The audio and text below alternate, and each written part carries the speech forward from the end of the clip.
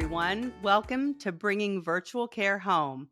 My name is Tina Null. I'm the Chief Clinical Officer at Anelto, and I will be your host.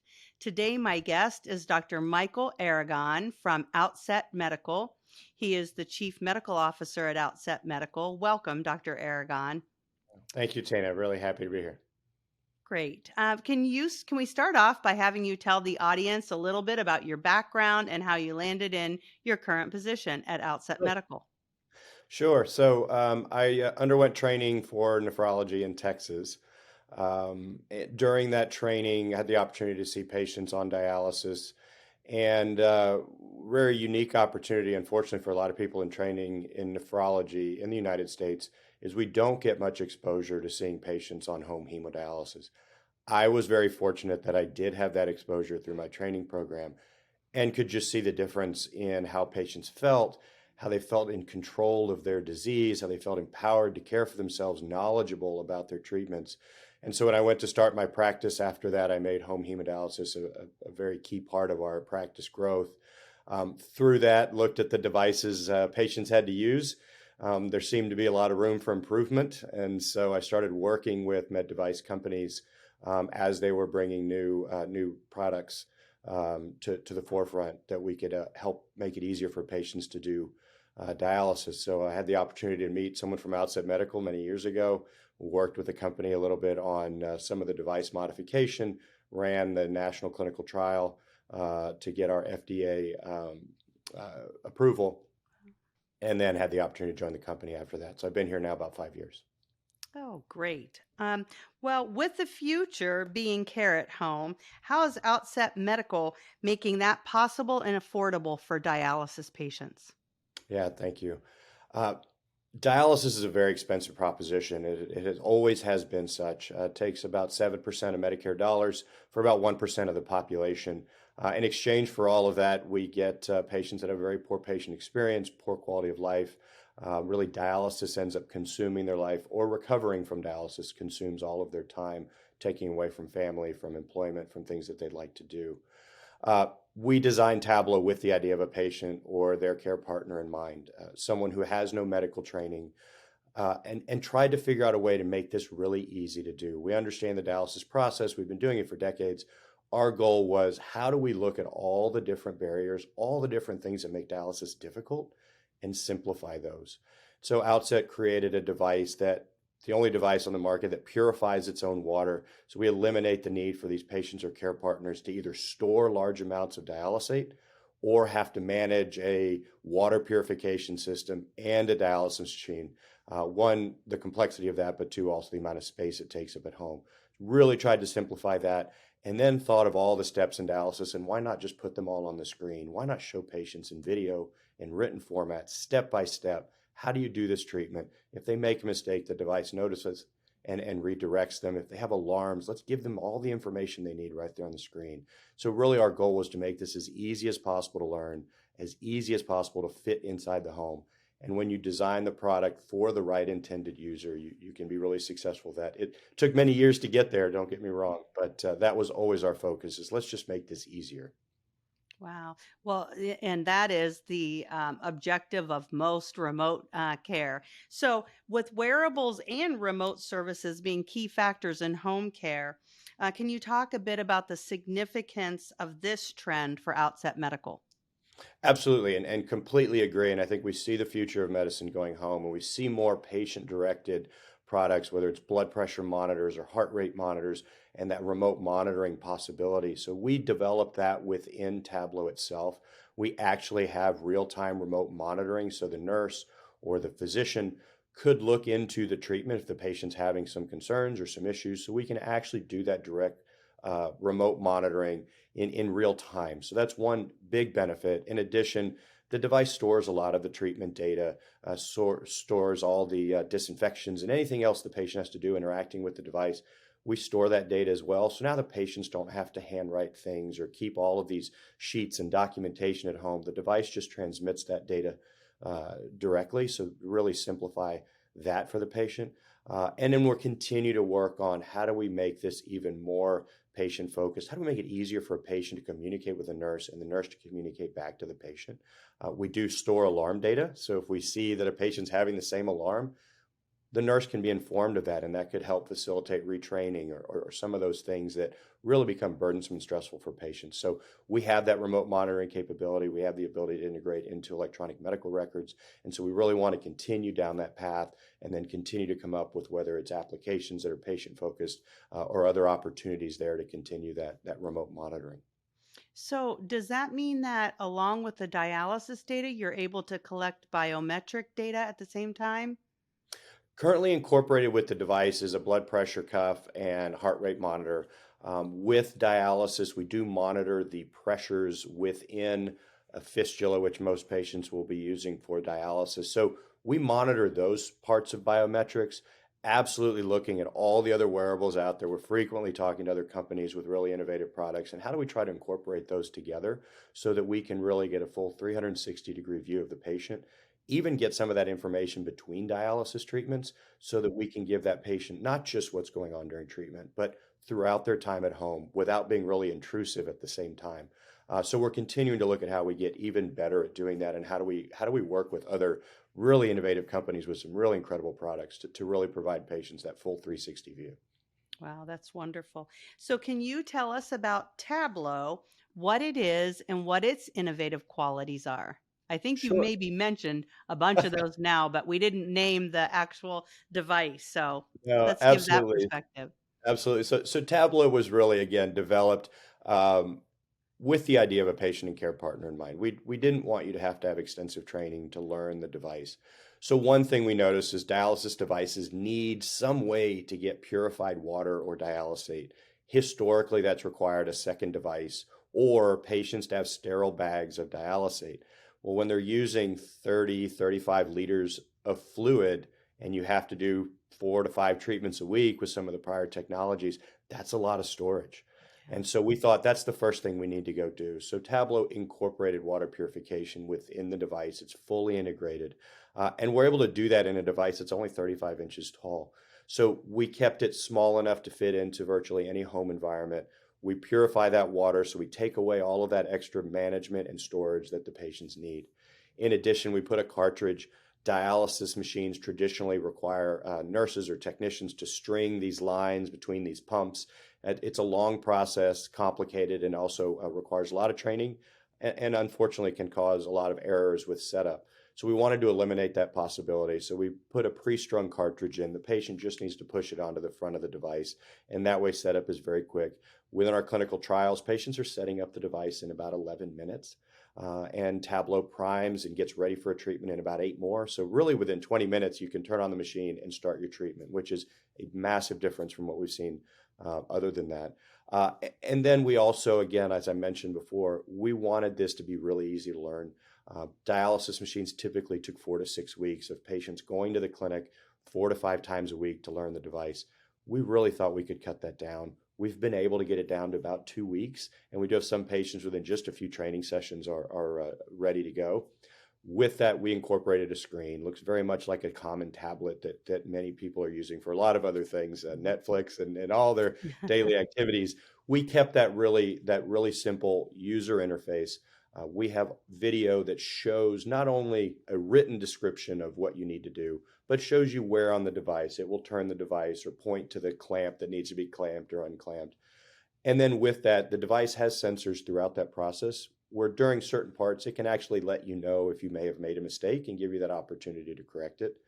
And then during treatment, what we did was we know there's a lot of alarms, and sometimes it's a lot to memorize. The device tells you this is the alarm. Please look here to try to resolve this problem. If that doesn't work, do this next step. And that gets a lot of the memorization out of this. We know when we're having a difficulty for something like dialysis that you may get a little stressed and get a little anxious. The device is there to really just walk you through every step, remind you of what you need to do. And so we've been able to, again, like I said, get training down to just a few weeks. Patients continue to tell us, how they feel like the device was designed for them. We do a lot of human factors testing, and human factors is the study of how devices interact with the intended user. So we have had a lot of patient input over the years on what can we do better? Where are they potentially having some errors or almost missteps? And how do we make that even easier? We just published, we've done more human factors studies than any hemodialysis device to date. We just published data. Our patients are having the same extremely low user error rate as trained nurses and technicians with years of experience. So we're very happy with the ability to create something just really easy to use, and it doesn't require the patient to think too much about dialysis, except on the days they're doing treatments. Wow. Does the tablet that you mentioned, does it have the capability for video or virtual communication with a clinician if that's needed? At this time, we don't have the virtual kind of telehealth component. What we do have is, as I mentioned, real-time remote monitoring. But in addition, the ability that if you're having a difficulty with treatment and you need to call our patient experience team, they can actually remote into the system, very similar to how your IT department may work into your laptop. We can remote in, we can hover over an area and tell the patient, click this, click here. So that way we can walk them through it. We can't modify the device remotely, but we can provide that kind of IT level assistance that we see, which really helps patients move through treatments and sometimes when they have just little errors that they haven't seen before, walk them through that process. Mm. Yeah, when people have a medical condition that makes them perceive they're losing their independence, something like what you have developed gives that independence back to the patient, and that is just wonderful. So, well, so Absolutely. the next thing is, what do you see for the future of home dialysis, and what's next for Outset Medical in 2023 and beyond? Absolutely. We've seen there's a big trend from the federal government, from the Center for Medicare Services on wanting to drive more home dialysis. I think we all recognize an empowered patient to take control of their disease, is knowledgeable of their treatment, is much more successful, happier, feels better, and so there's a big push I think within around the world, but definitely within the United States particularly. And so we're continuing to work on how do we drive that. We know a device being easy is one step. How do you help surround the patient that's using that device with support? How do you get them in touch with other patients? How do you get those care partners? It's a responsibility, and sometimes that can be a little overwhelming. How do we create those networks as well? So I really see home dialysis continuing to grow. Home hemodialysis has been, of all the different ways we do dialysis currently in the United States, has been the smallest percentage. It's growing at a very rapid pace, and we see that continuing. I think for Outset, again, as I mentioned, our goal is how do we continue to better ourselves? How do we make this easier and easier? Is it applications? Is it working with other wearable technologies? How do we create this kind of environment where patients are part of a community? Those are all the things we're looking at because we believe that this is a little bit of a burden on a patient, and if we can minimize that, if we can give them that support they need, we can help patients stay at home. Historically, patients on home hemodialysis, because of the burden of the disease, have very often opted to go back into an in-center environment and dialyze at a clinic, even though they feel better. So the burden was so overwhelming that they had to kind of step back from that treatment. We believe that and we've seen with Tablo so far, patients are staying on treatment longer. We're retaining a much higher percentage, and we want to just continue to drive that. So I think that's where Outset continues to focus on is how do we just make this easier? How do we support people better? How do we help people stay successful at home for the duration of their treatment? Yeah, and I never had the opportunity to ask how dialysis clinics were impacted by the pandemic. Did the patients just have to continue to come in regardless if they weren't set up with home hemodialysis? Absolutely. I think what we've seen, we've known the current model, the in-center dialysis model, is very staff intensive. And we knew that. And we've seen the population growing. And so it was really, there were many people that said, this is not sustainable.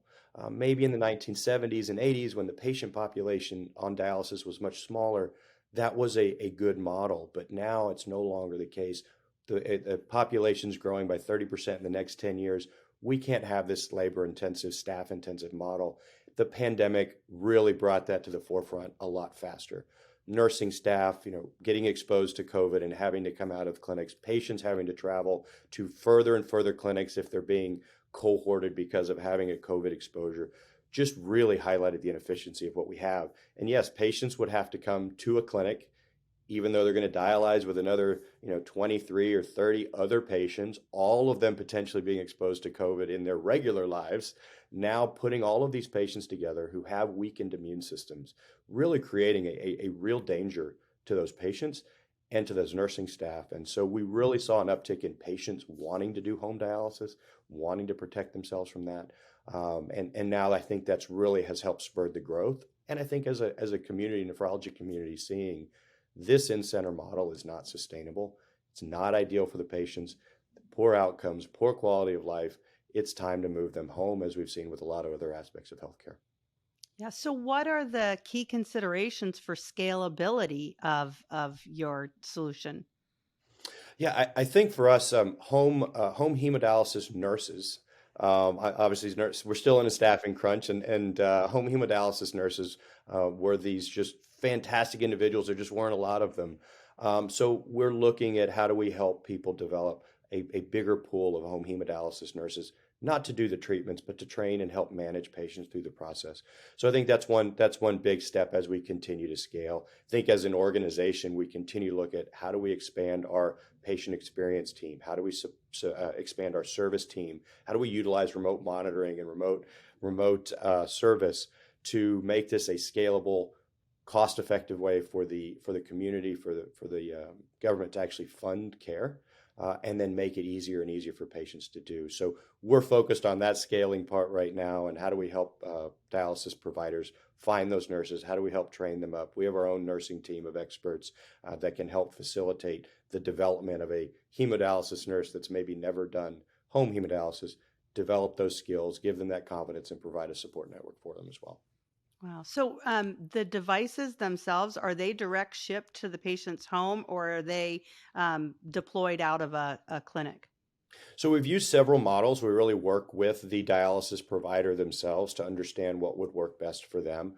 Patients in most scenarios are training in a dialysis clinic for 1 to 2 weeks and then going home. We absolutely have some providers that are just taking the device straight home and training the patient in home, with the nurse coming to their home to do that training. So we've seen, the beauty is we have a lot of different models that can be effective, and we just have to see what makes the most sense for a patient, for a provider in a certain area. So we do ship direct to the home, we do ship to clinics, and then have those clinics move those devices home. So a lot of different possibilities here, and really opening up the opportunity for non-traditional providers, healthcare companies that have been doing home health but not dialysis, or doing other types of care, to now get into the dialysis market by providing all these different ways of providing that service.